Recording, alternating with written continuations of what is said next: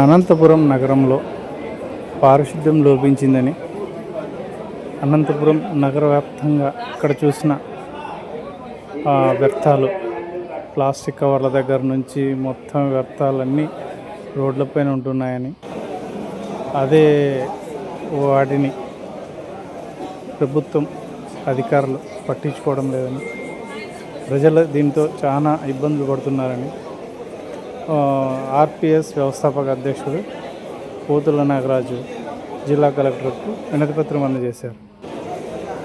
ఈ మేరకు జిల్లా కలెక్టర్కు తెలియజేస్తూ జిల్లా వ్యాప్తంగా పారిశుద్ధ్యం లోపించడంతో పాటు అనంతపురం నగరంలో పారిశుద్ధ్యం లోపించి ప్రజలు రోగాలను బారిన పడుతున్నారని తెలియజేశారు. ప్రతిరోజు అధికారులు, జిల్లా అధికారులు నగరాన్ని సందర్శించి పారిశుద్ధ్యాన్ని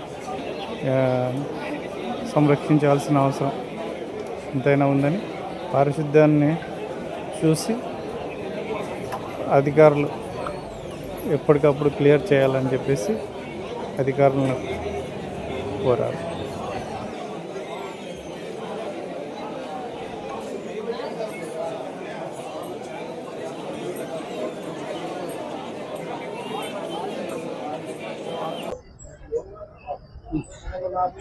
అనంత నగరంలో సమస్యల వలయంతో ప్రజలు కొట్టుమిట్టాడుతున్నారు.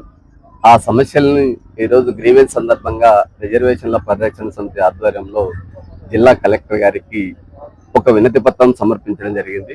నగరంలో ప్రజలు నిత్యం ఎదుర్కొంటున్న సమస్యలు, ట్రాఫిక్ గందరగోళం, రోడ్లలో విస్తరించినటువంటి ఫుట్పాత్లు వ్యాపారస్తులు ఆక్రమించుకోవడం, పారిశుద్ధ్యం అనేది రోడ్ల మీద, నగర చుట్టుపక్కల ప్రధాన రహదారుల్లో మొత్తం డంప్ యార్డ్లుగా రోడ్లు పారిశుద్ధ్యంతో నిండిపోయినాయి.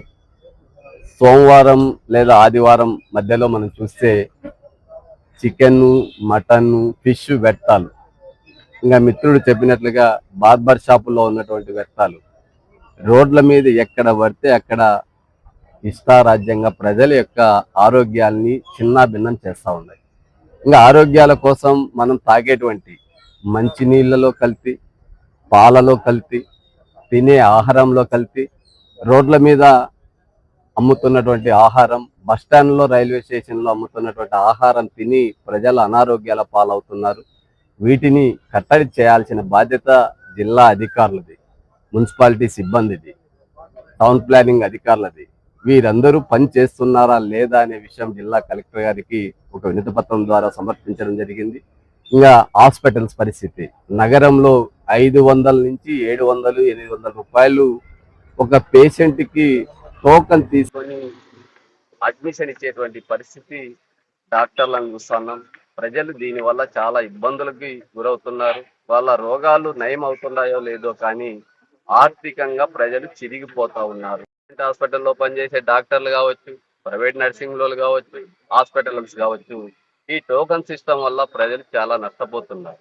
అదే స్కానింగ్లకి, ఎక్స్రేలకి, డయాగ్నోసిస్ కోసం ఖర్చు పెడుతున్న డబ్బు కూడా ప్రజలు ఇలా అనేక సమస్యలతో కుట్టుమిట్టాడుతున్నటువంటి ప్రజల సమస్యల్ని ప్రభుత్వం దృష్టికి తీసుకెళ్లాలని, ముఖ్యంగా ప్రైవేట్ కార్పొరేట్ స్కూళ్ళు ఫీజుల పేరుతో వసూళ్లు, పుస్తకాల పేరుతో వసూళ్లు, ట్రాన్స్పోర్ట్ పేరుతో వసూళ్లు, చివరికి యూనిఫామ్ పేరుతో వసూళ్లు, వేలకు వేలు పేద మధ్యతరగతి ప్రజల నుంచి ఫీజులు ఒకవైపు, రోగం వస్తే డాక్టర్లు ఒకవైపు, బయట ఆరోగ్యంగా ఉందామంటే తినే ఆహారంలో కల్తీ, ఇలా ప్రజల్ని చిన్నాభిన్నం చేస్తున్నటువంటి వ్యవస్థల్ని కట్టడి చేయమని, వాటన్నిటిపైన ప్రభుత్వం చర్యలు తీసుకోమని ఈరోజు జిల్లా కలెక్టర్ గారికి గ్రీవెన్స్ లో వినతి పత్రం సమర్పించడం జరిగింది. Thank you. ఫాలో చేయొచ్చు కదండి ప్లీజ్. అందరికీ నమస్కారం. మీరు వీడియో చూస్తున్నారు కానీ సబ్స్క్రైబ్ చేసుకోవడం లేదు. దయచేసి సబ్స్క్రైబ్ చేసుకోండి, మాకు సపోర్ట్ చేయండి.